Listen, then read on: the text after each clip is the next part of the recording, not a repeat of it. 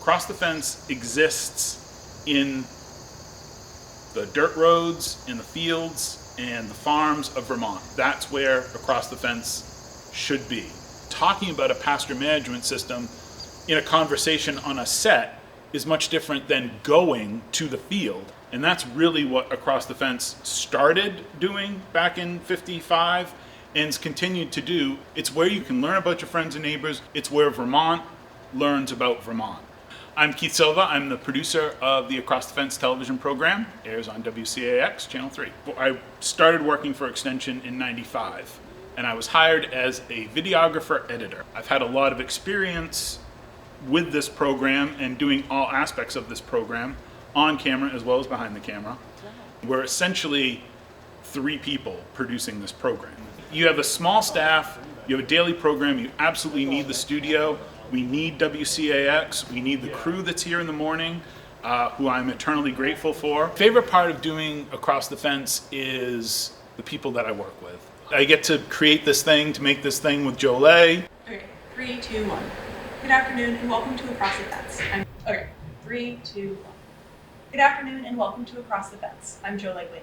First, we want to wish everyone a happy Valentine's Day from all of us at Across the Fence to you. And as many of our longtime viewers know, Valentine's Day holds a special place in our hearts because it marks our anniversary. Across the Fence first went on the air on February 14th of 1955.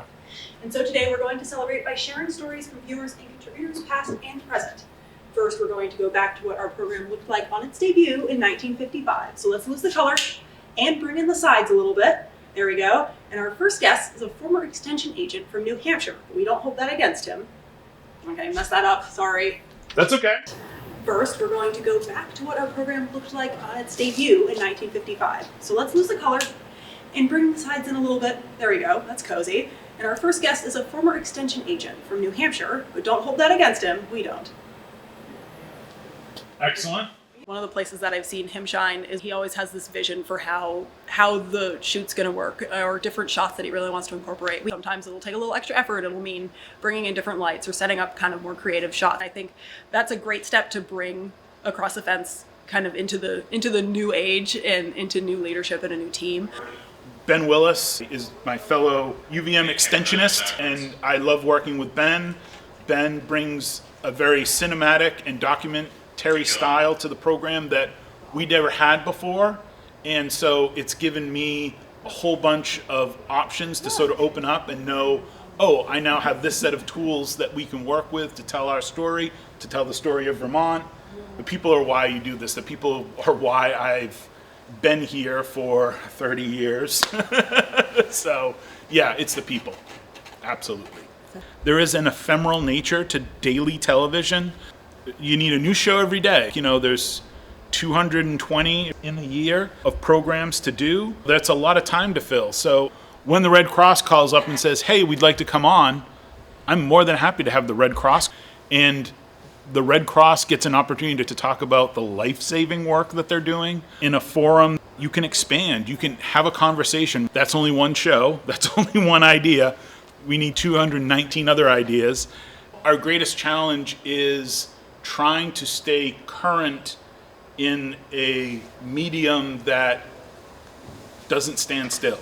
It was brand new in the 50s. Vermont's the last state in the union to get television. Think about it, it's 1955. There's this new invention, much like the internet. Remember the early days of the internet? For those of us that remember, the early days of television was the same thing. It was sort of a Wild West.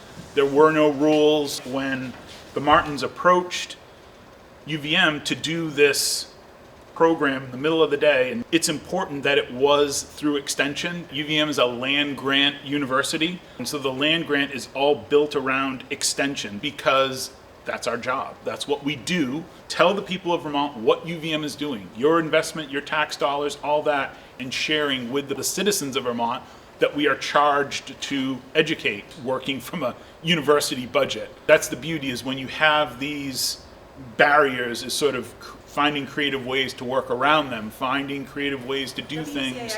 That's where the program started, is this idea of, you know, farmers coming in from their morning chores and coming in to have their lunch and taking a minute out of their day to learn something. That was a very bold idea. It's still a bold idea. I like Do it. it again. That wasn't mine. Yeah, I mean, that was fine. If you want to do another one. No. All right, Okay. moving on. New shot. Television as a medium is much different than it was in 55 and is treated much differently now. Of course, we don't just have our little TV show in the middle of the day. We have a YouTube channel and we have social media. I think longer form content is kind of gaining some popularity, and I think in the world of pretty quick things, it's great to have something that is just a sit down conversation with two people. There's a beauty in our legacy, obviously, in that we've maintained this thing for 70 years, but it's not something that is static. It changes, it moves. The 70 years is great. But what's really important is what we're doing now, our present, and what we do every day. It's daily. You have to post. And Across the Fence posts every day. We show up, we do our program, and we're going to go back and do the same thing the next day with a new set of topics and a new set of ideas. The legacy is wonderful, and I'm proud of it, and I'm proud of the people I worked with in the last 30 years that have brought that legacy forward. We are basically left to follow our muse. There's plenty of stories out there in Vermont that not even we have told with 17,000 programs in 70 years. Much as I may bemoan the ability to sort of keep up with television trends, good ideas endure. Across the Fence is a good idea. It was a good idea 70 years ago. It's a good idea today. It's going to be a good idea in 70 years. I'm now the steward of this program, and we keep doing it because it's important. It's important work. That's what we do.